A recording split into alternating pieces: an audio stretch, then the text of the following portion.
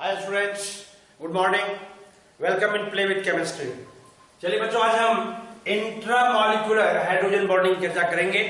हमने अपने previous video में इंटरमॉलिक्यूलर हाइड्रोजन बॉन्डिंग, जैसा कि आप जानते हैं, hydrogen bonding is one of the most important part in chemistry.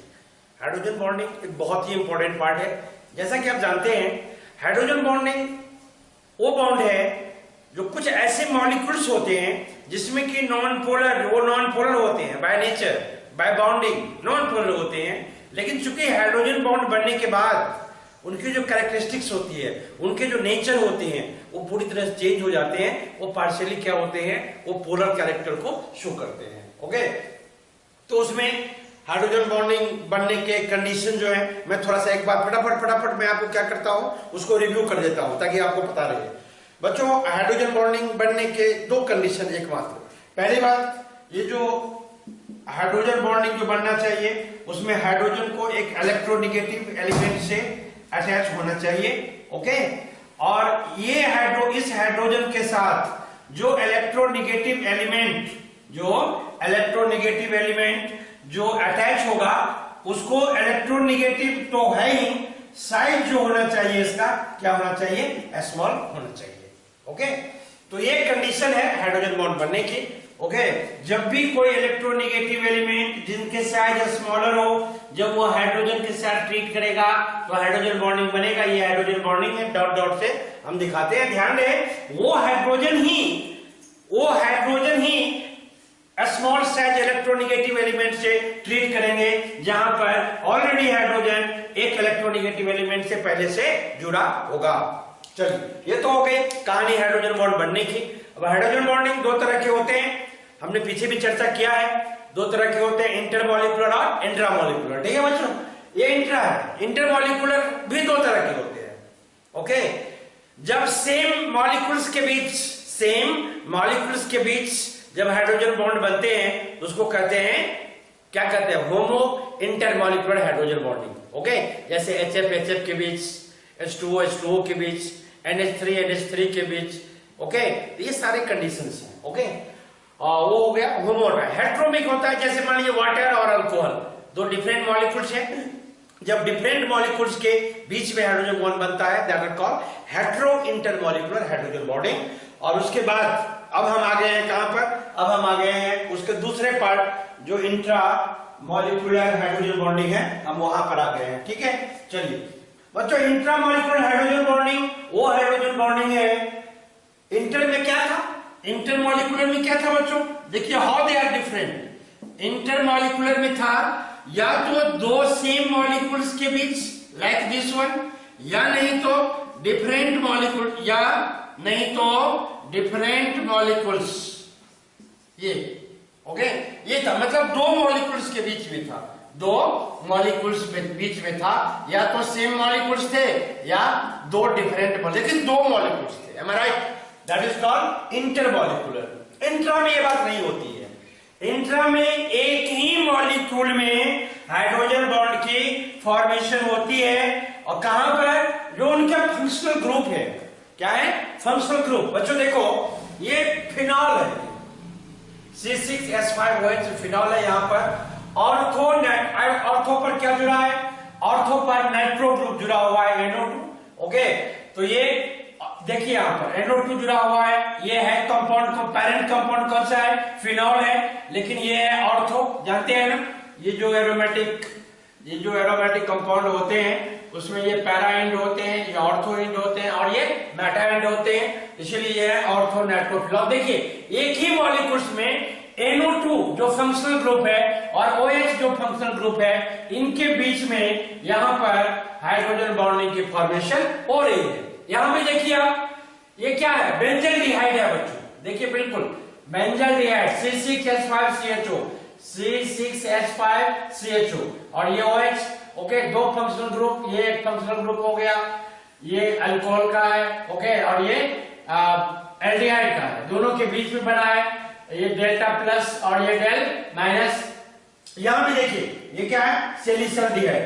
यहां भी देखिए बच्चों, यहां भी ऑर्थो पोजीशन पर क्या लगा हुआ है, नाइट्रो, लेकिन ये भी बेंजोलिहाइड है। ओके, तो मॉलिक्यूल्स एक,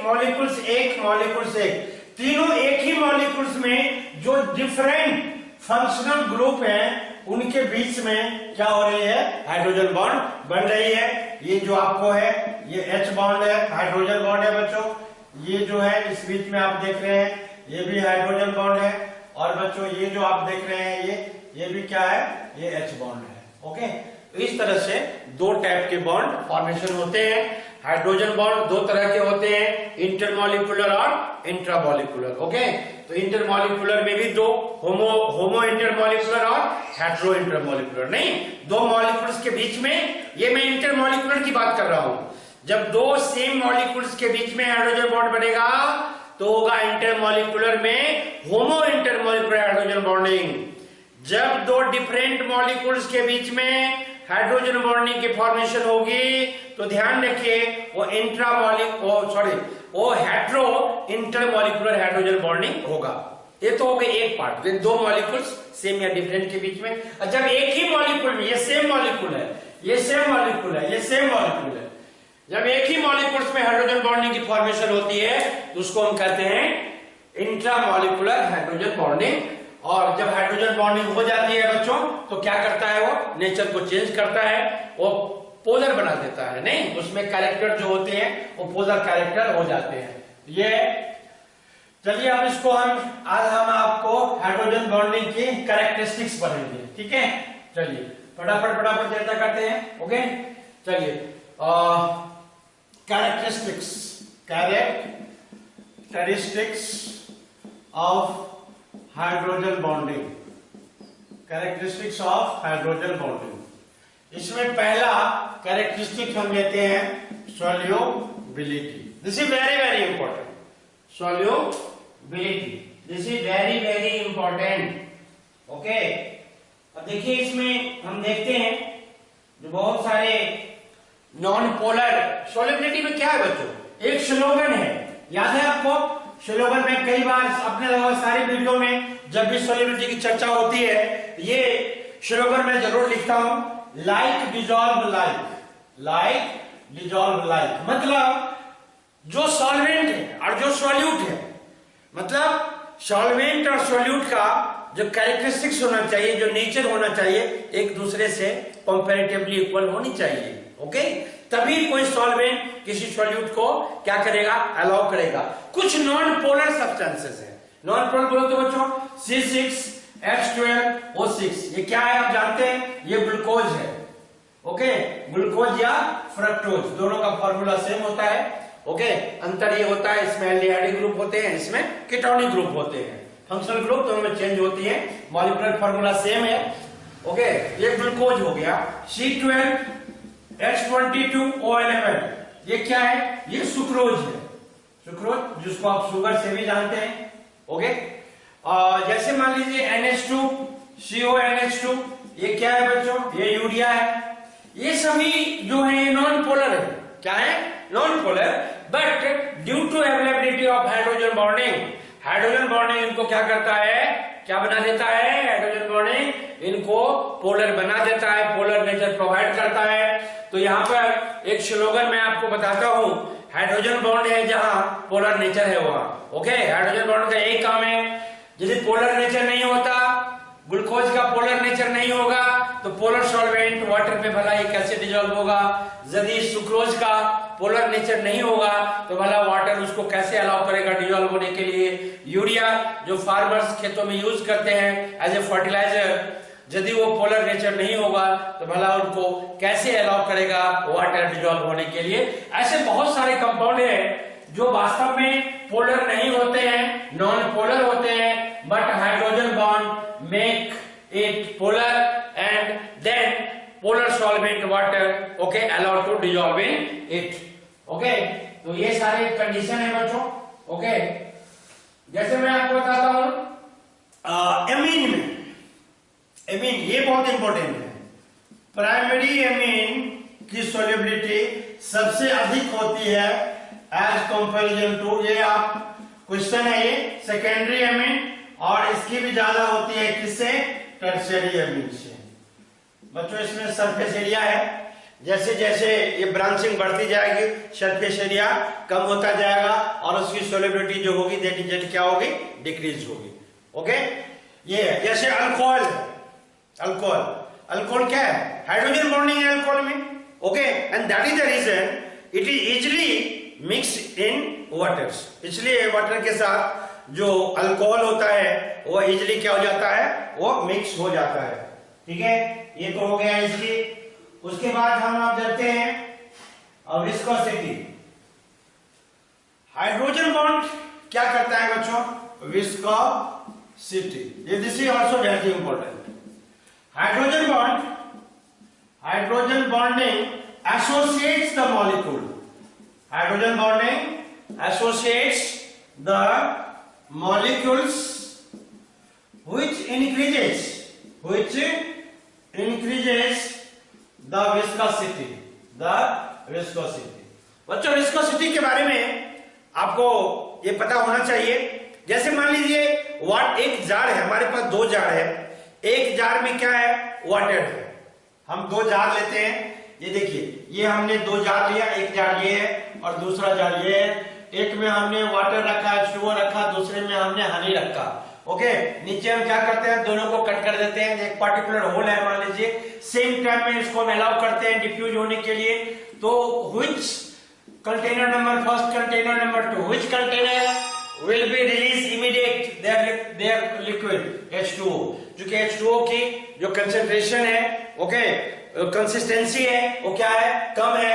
इसीलिए इसका मतलब ये है जैसे जैसे ये थिक होते जाएंगे तो उसकी विस्कोसिटी बढ़ती जाएगी। बच्चों हाइड्रोजन बॉन्ड क्या करता है, दो डिफरेंट मॉलिक्यूल्स को आपस में जोड़ता है, आपस में पास लाता है, जिसके कारण कंसिस्टेंसी जो होती है उनकी बढ़ जाती है और बढ़ने के कारण वो किसको बढ़ाता है, और विस्कोसिटी को वो बढ़ा देता है।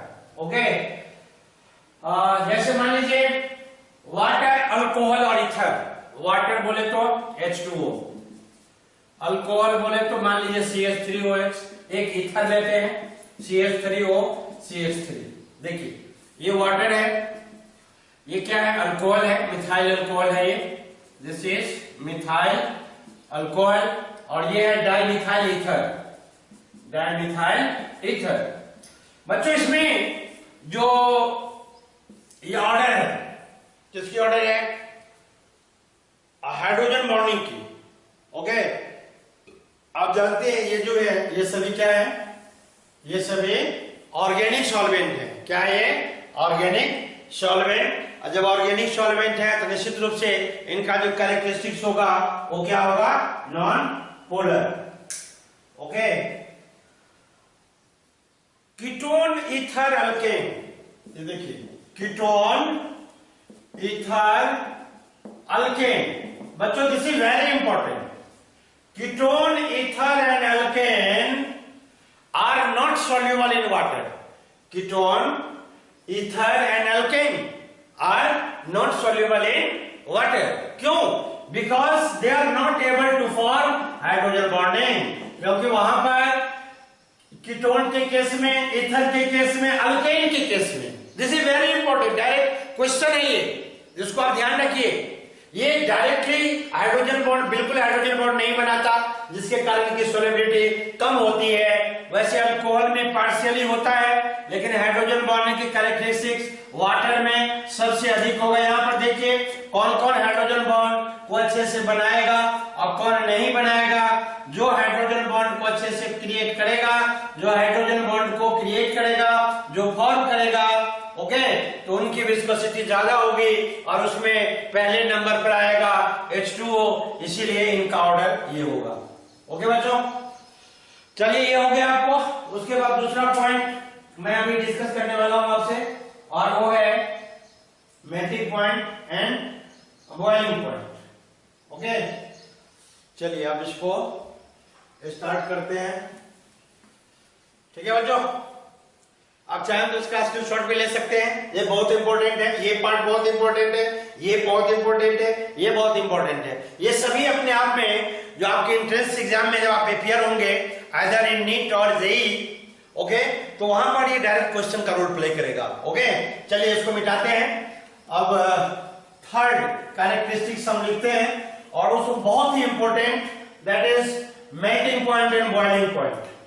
Third melting point and boiling point. बच्चों हाइड्रोजन बॉन्डिंग जैसे ही कंपाउंड के बीच, दो मॉलिक्यूल्स के बीच या एक मॉलिक्यूल्स के बीच में, एक मॉलिक्यूल्स के अंदर जैसे ही हाइड्रोजन बॉन्ड की फॉर्मेशन होती है तो नेचर क्या होता है? नेचर नॉन पोलर से पोलर हो जाता है। पहले नॉन पोलर होता है और जैसे ही हाइड्रोजन बॉन्ड होती है एक partial negative partial positive charge होता है और इलेक्ट्रोनेगेटिव और हाइड्रोजन के बीच में एक हाइड्रोजन बॉन्ड क्रिएट होती है जो उनके नेचर को क्या बनाती है? पोलर बनाती है। और जैसे ही पोलर नेचर होगा इसका मतलब थोड़ा सा उसमें स्ट्रेंथ उनकी बढ़ गई। ओके, जैसे ही स्ट्रेंथ बढ़ जाती है तो किसको बढ़ाएगा? मेल्टिंग पॉइंट और बॉइलिंग पॉइंट को। तो जनरली जो हाइड्रोजन बॉन्डिंग जो होती है खासकर इंटरमॉलिक्यूलर हाइड्रोजन बॉन्डिंग जो होती है वो क्या करता है? बॉइलिंग पॉइंट को बढ़ाता है। Okay, boiling point both BP and MP increases, both BP and MP increases, दोनों जो होती है वो क्या होती है? इसमें इंक्रीज होती है। ओके, चलिए मैं आपको पूछता हूं, जो ये बताइए हमें मिथेनॉल में, वाटर में, मिथेनॉल में और ईथर में सबसे अधिक बॉइलिंग पॉइंट किसकी होगी? क्वेश्चन लेते हैं, व्हिच हैव, और नहीं ऐसा लेते हैं, make decreasing order of boiling point in following molecules. चलिए मॉलिक्यूल्स लेते हैं, एक लेते हैं डाइमिथाइल ईथर और दूसरा लेते हैं बच्चों वाटर लेते हैं और तीसरा लेते हैं मिथेनॉल लेते हैं। ओके, बताइए क्या करेगा? हाइड्रोजन बॉन्ड इंक्रीज करता है due to hydrogen bond both BP and MP increases. Okay, hydrogen bond सबसे अधिक किसमें है? इसमें सबसे अधिक इसमें है, उसके बाद इसमें है और इसमें नेग्लिजिबल है। इसीलिए बच्चों जो इसका ऑर्डर होगा किसका? बॉइलिंग पॉइंट का ऑर्डर ये होगा H2O has greater boiling point than methanol, which have greater boiling point than dimethyl ether. This is the question. आप चाहे तो इसको नोट भी कर सकते हैं बच्चों, ये बहुत ही इंपॉर्टेंट पार्ट है। ओके, उसके बाद अल्कोहल को देखते हैं। अल्कोहल में बच्चों 3 टाइप के अल्कोहल हो सकते हैं, मोनोहाइड्रिक, डाइहाइड्रिक और ट्राइहाइड्रिक। इन तीनों में देखते हैं क्या कैरेक्टरिस्टिक्स होता है। This is one of the most important part, ये बहुत ही इंपॉर्टेंट पार्ट है। ओके, चलिए देखते हैं क्या है इसका। नेक्स्ट पार्ट लेते हैं, ट्राइहाइड्रिक अल्कोहल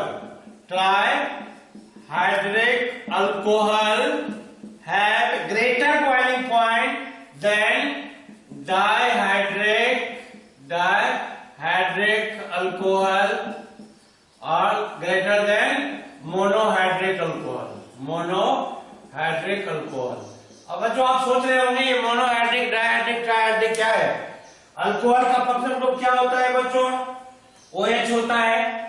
इसका मतलब ये हो गया, जैसे मान लीजिए ये CH2OH, CHOH, CH2OH, ये होगा किससे ज्यादा? CH2OH और CH2OH ये होगा ज्यादा किससे? CH3OH। मोनोहाइड्रिक, डाइहाइड्रिक और ट्राइहाइड्रिक का क्या है? एग्जाम्पल है। ठीक है, चलिए ये आप देख लीजिए। उसके बाद तीसरा, ये बहुत important, 1 degree amine is greater than 2 degree amine. ये क्या पढ़ रहे हैं बच्चों? हम बॉइलिंग पॉइंट पढ़ रहे हैं। Greater than 3 degree amine. देखते 1 डिग्री एमीन बोले तो ये है बच्चों जिसमें NH, ये NH, okay. 2 degree amine,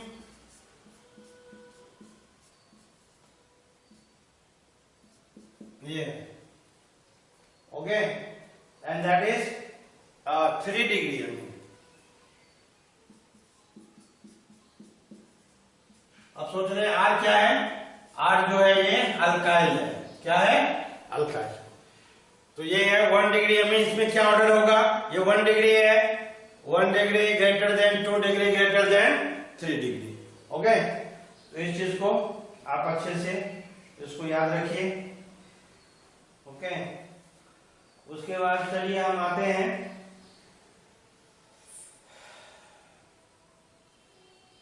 molecular weight.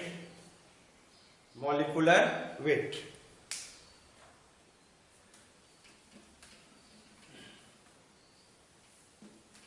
एक ये भी एक पार्ट है, बॉइलिंग पॉइंट का ही पार्ट है मॉलिक्यूलर वेट।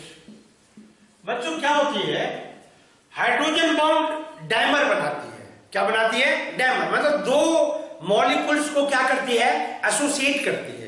और जैसे ही एसोसिएट करती है तो उसका मॉलिक्यूलर वेट क्या होगा? डबल हो जाएगा। देखते हैं, अभी करके देखते हैं। ये देखिए CH3 COOH। ओके बच्चों, यहां पर लिखते हैं CH3 CO और यहां पर लिखते हैं O और H। देखिए यहां पर ये बॉन्ड डेवलप हुआ माइनस प्लस, यहां पर ये बॉन्ड डेवलप हुआ माइनस प्लस। अब ये क्या है? दो मॉलिक्यूल्स है, ये डायमर है। क्या है ये? डायमर। इसमें दो मॉलिक्यूल्स कैसे है? देखिए आप ध्यान से, सॉरी यहां पर ये देखिए, ये है CH3 COOH, CH3 COOH। और ये क्या है? ये भी तो वही है ना, ये भी है CH3 COOH। अब दोनों के बीच में हाइड्रोजन बॉन्डिंग डेवलप हुआ है, जिनके कारण जो इनका मॉलिक्यूलर वेट है बच्चों, यहां पर लग रहा है शायद आपको देखने में डायग्राम छोटा हो गया, तो मे भी आपको परेशानी हो सकती है, इसीलिए थोड़ा बड़ा डायग्राम मैं बताता हूं। ओके, चलिए ये है। ओके,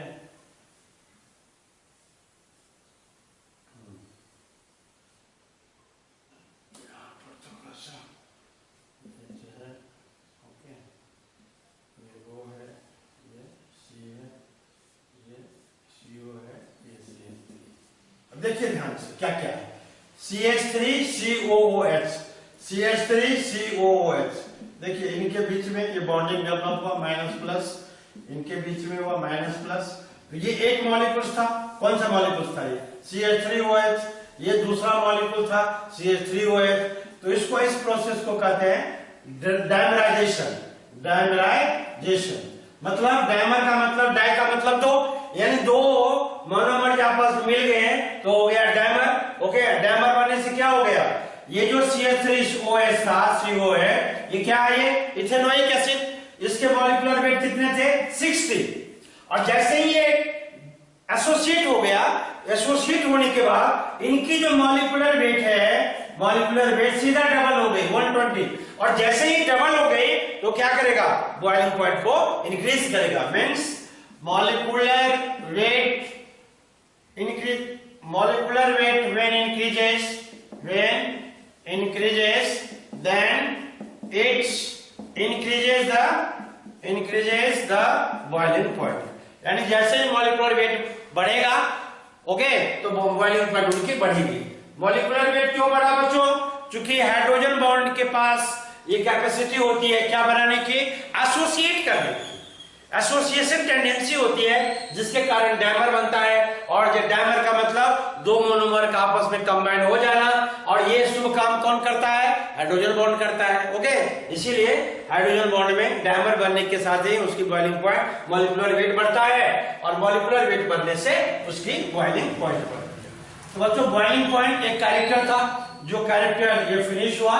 ओके, उसके बाद एक आध और कैरेक्टर है, तो उस कैरेक्टर को भी फटाफट मैं आपको डिस्कस आपको कर देता हूं कैरेक्टर में। Okay, surface area, surface tension. Okay, hydrogen bond क्या करती है? Hydrogen bond surface tension, surface tension, surface tension due to increase in surface area. जब सरफेस एरिया बढ़ेगी तो क्या होगा बच्चों? बॉइलिंग पॉइंट क्या होगी? इंक्रीज होगी ना। Hydrogen bonding increase in viscosity both are. Okay, चलो देखते हैं hydrogen bonding in acid water. और भी एग्जांपल लेते हैं, अभी देखते हैं और क्या क्या एग्जांपल लेना है बच्चों। Strength of acids. Okay,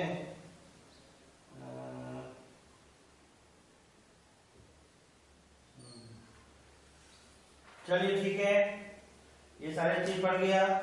okay,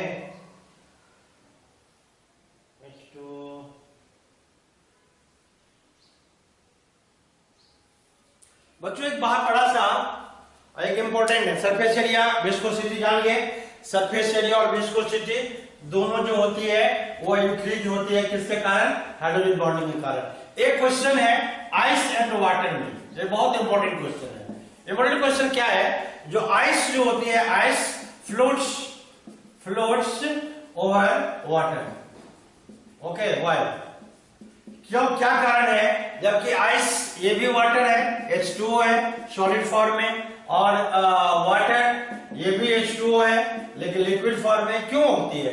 क्योंकि जनरली हम क्या बोल देते हैं, जो डेंसिटी जो है हम यही बोलते हैं ना, आपको पूछता है why ice floats over water surface, तो आपका आंसर क्या होता है? आपके आंसर होते हैं since density of ice is lower than water so it floats. Have you think, क्या आपने कभी सोचा है दोनों का मॉलिक्यूलर फार्मूला सेम है तो डेंसिटी कैसे अचानक से कम हो गई? बच्चों डेंसिटी के लिए रिस्पॉन्सिबल क्या होता है ये समझिए आप। डेंसिटी के लिए ऑक्युपाइड पोजीशंस। आइस जब सॉलिडिफिकेशन होती है, H2O लिक्विड जब ये सॉलिडिफिकेशन के लिए जाता है, सॉलिडिफिकेशन के लिए जिसको हम प्रोसेस को फ्रीजिंग बोलते हैं, तो क्या होती है ये जो फॉर्मेशन होता है, ये जो फॉर्मेशन होता है किसका फॉर्मेशन है पता है ना आपको? ये हम वाटर की फॉर्मेशन की बात नहीं, वाटर की फॉर्मेशन की बात रख रहे हैं। इसमें क्या होती है, जब वाटर मॉलिक्यूल्स आपस में कंबाइन होते हैं, it left a huge gap. ये क्या होते हैं, बहुत बड़ा गैप जो है ये छोड़ते हैं, और गैप छोड़ने के कारण इनके कंपैरिजन जब इन्हीं के लिक्विड फॉर्म से करते हैं तो लिक्विड फॉर्म में मॉलिक्यूल्स जो होते हैं they are very close as comparison to the solid state like ice. Okay, क्योंकि इसमें क्या होती है, कुछ वैकेंट जगह रह जाते हैं जिनके कारण जो सीधा इफेक्ट करता है किसको? डेंसिटी को। इसीलिए आइस की डेंसिटी कम होती है किससे? वाटर से। ओके, तो दीज आर द कैरेक्टरिस्टिक्स। बच्चों ये हाइड्रोजन बॉन्ड कैरेक्टरिस्टिक्स थे। हाइड्रोजन बॉन्ड में 2-3-4 चीजें बहुत इंपॉर्टेंट, क्या क्या? मेल्टिंग पॉइंट, बॉइलिंग पॉइंट बढ़ेगी, हाइड्रोजन बॉन्ड बढ़ाएगा, सॉल्युबिलिटी। कुछ ऐसे नॉन पोलर मॉलिक्यूल्स हैं जिसमें जो नॉन पोलर होते हैं बट हाइड्रोजन बॉन्डिंग उनको इंक्रीज करेगा। ओके, उसके बाद कुछ और भी एग्जांपल्स जो बहुत important, melting point, boiling point. बच्चों हाइड्रोजन बॉन्ड में 2-3 चीज इंपॉर्टेंट है और इनको आप ध्यान रखिए बहुत अच्छे से।